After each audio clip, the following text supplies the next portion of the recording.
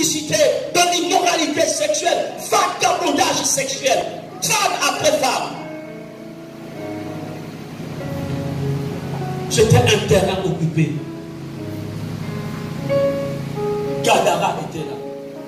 Quel est le Gadara qui occupe ta vie? Quel est le Gadara qui occupe ta famille?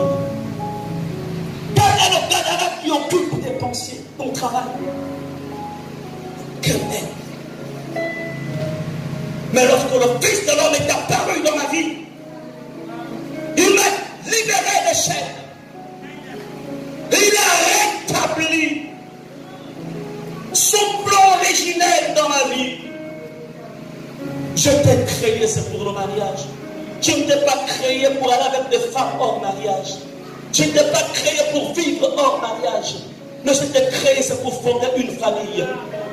Il a rétabli toutes les choses. Voilà ce que Jésus peut faire dans ta vie. Il l'a fait dans ta vie. Laisse Jésus le faire aussi dans ta vie. Et le courage de dire j'abandonne. Je me souviens, j'étais allé revoir toutes mes partenaires. Je suis allé, je dis j'ai reçu Jésus dans ma vie. On ne peut plus vivre ce qu'on vivait avant. Je suis allé voir l'autre, je ne peux plus recevoir. Je suis allé voir toutes. Certains m'ont pas cru, on dit toi là. Une autre personne ne pas toi. On va même venir par Bédani là. D'autres sont venus à Bédani me voir. Pensant que j'allais trouver une autre conquête. Je dis non. La seule conquête que j'ai rencontrée, c'est Jésus. Et quand elles ont vu qu'elles n'avaient plus rien à voir avec moi, elles sont parties. Il n'y a plus d'intérêt. Je t'en supplie, ne gaspille pas ta vie. Jeune, ne gaspillez pas votre vie. Même si moi, est une vie difficile, selon les hommes, mais pas selon Dieu. Difficile selon les hommes, mais pas selon Dieu. Car rien n'est impossible à Dieu. S'il te plaît, donne ta vie réellement à Jésus. Et tu verras ce que Jésus va faire dans ta vie. Il a transformé la mienne. Il peut transformer la tienne. Depuis 1987 jusqu'à maintenant, je n'ai jamais chuté. Je ne suis jamais reparti en arrière. Jamais. Jamais. Mais au contraire, Dieu me fait avancer, avancer et avancer encore. Il peut faire la même chose avec toi. Même s'il arrivait qu'au cours de ton parcours, tu as fléchi en chemin, ce n'est pas un problème. Ton Dieu est tendu de miséricorde. Il pardonne les péchés. Mais le plus important, c'est de te reposer et de dire Seigneur, je marche avec toi.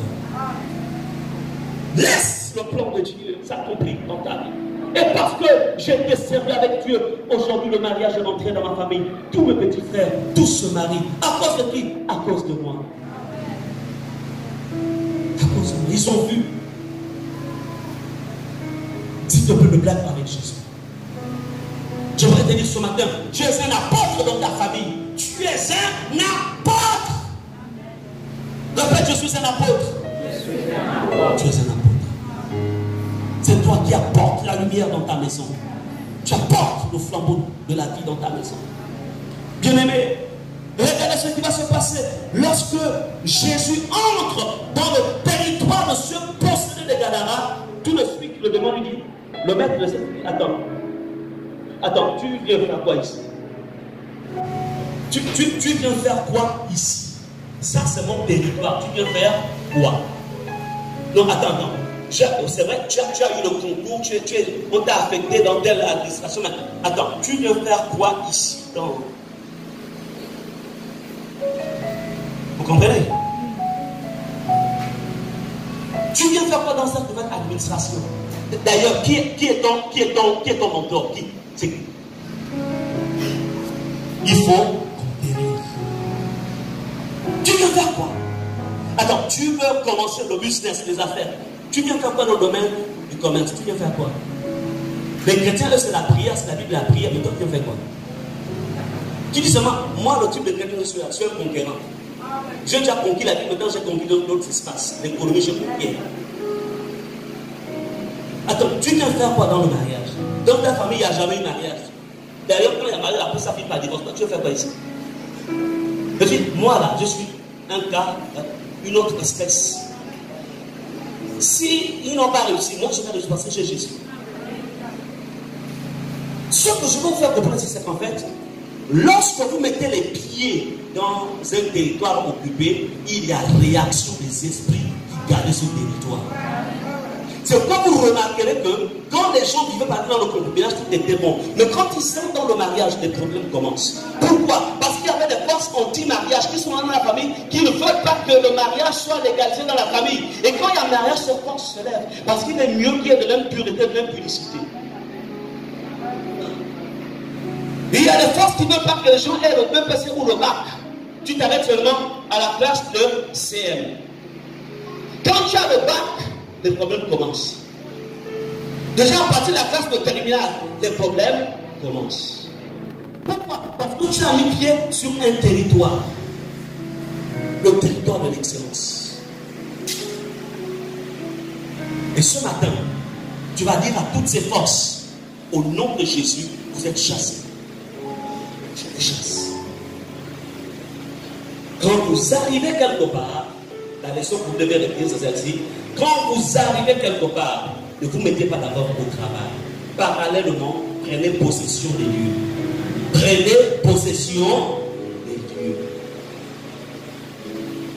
Venez voir un certain de Dieu ou l'homme de Dieu. Venez voir. Parlez. Le Seigneur vient me faire une faveur. Travaillez dessus.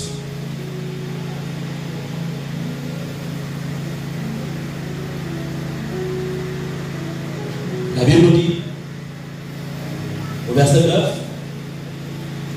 et il lui demanda, quel est ton nom?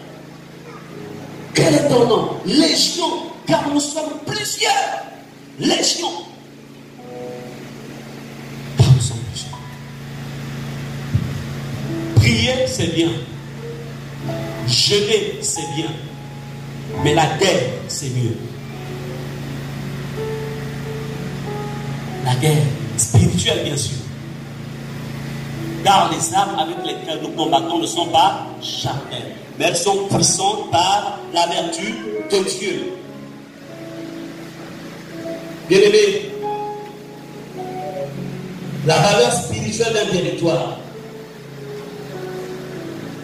Je voudrais vous dire qu'en tant qu'enfant de Dieu, comme je l'ai développé déjà, il y a différents types de territoires. Il y a des territoires bénis et des territoires maudits. Vous savez que surtout aujourd'hui, on a plus la culture de locataire quand on commence la vie, et puis avec le temps, on commence à construire.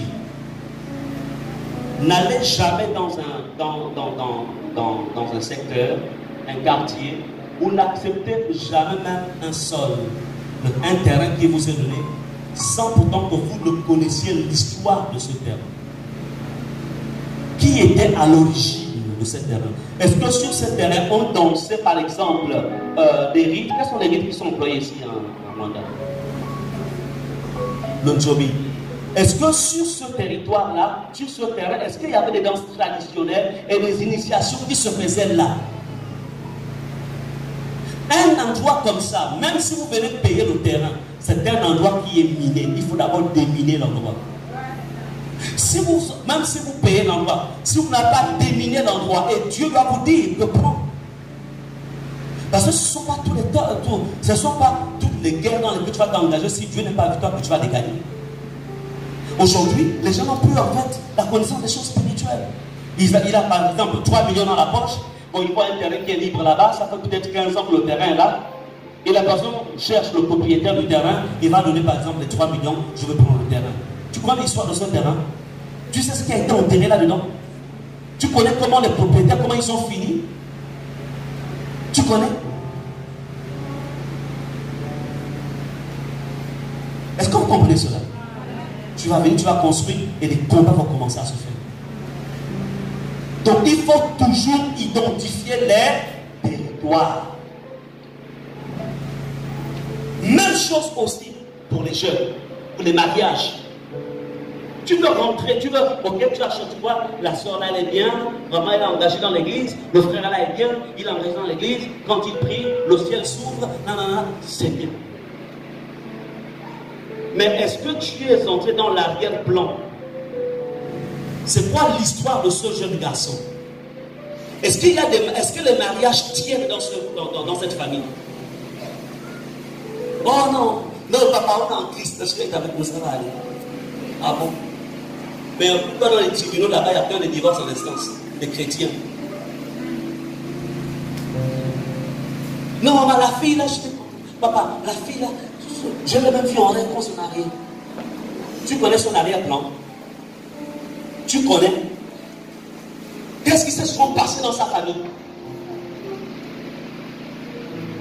Écoutez l'Église. Vous savez pourquoi les mariages de nos grands-parents, vous savez pourquoi ça résistait? C'est parce que ces mariages-là étaient faits sur la base aussi de l'implication des parents. Les enfants écoutaient souvent les conseils des parents. La jeunesse aujourd'hui ne veut plus écouter les conseils des parents. Non, maman, j'ai choisi, on était tous en Yougoslavie. Donc on a...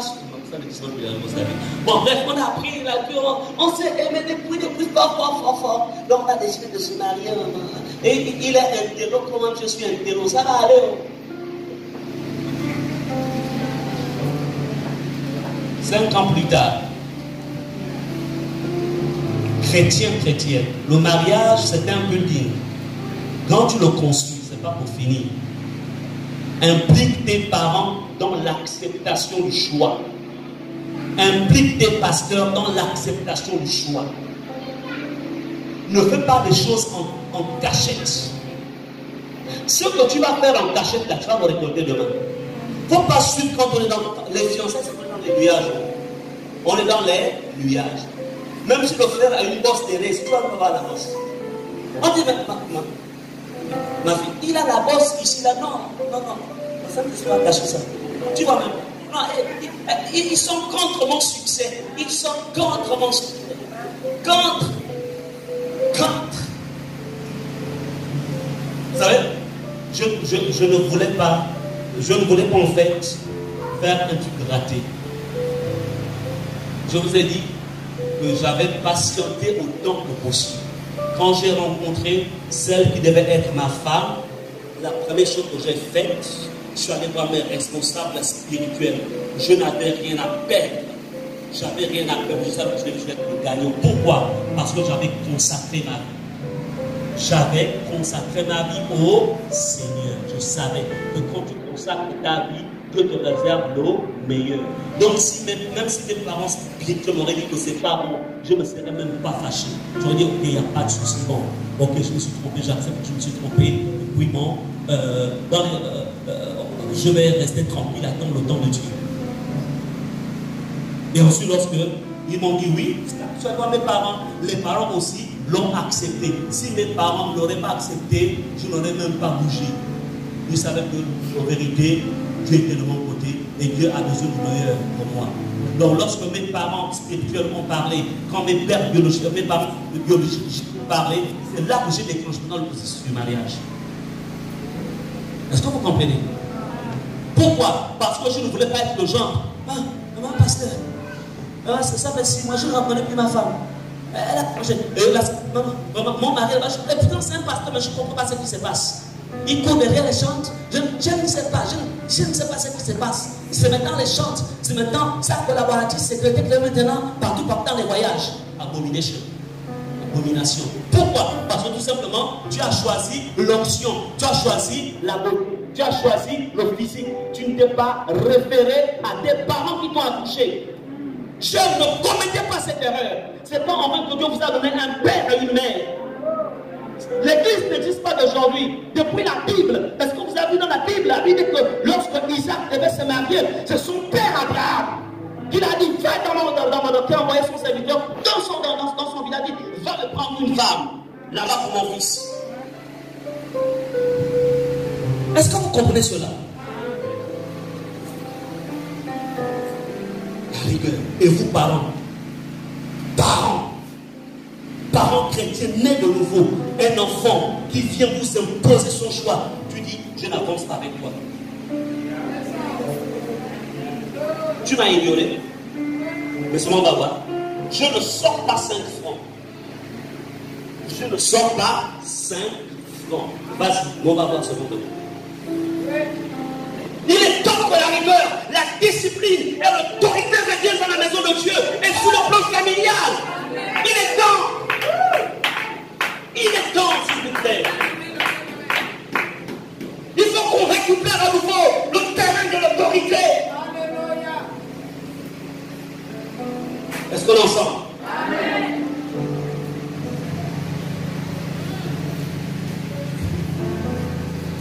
Bien-aimé,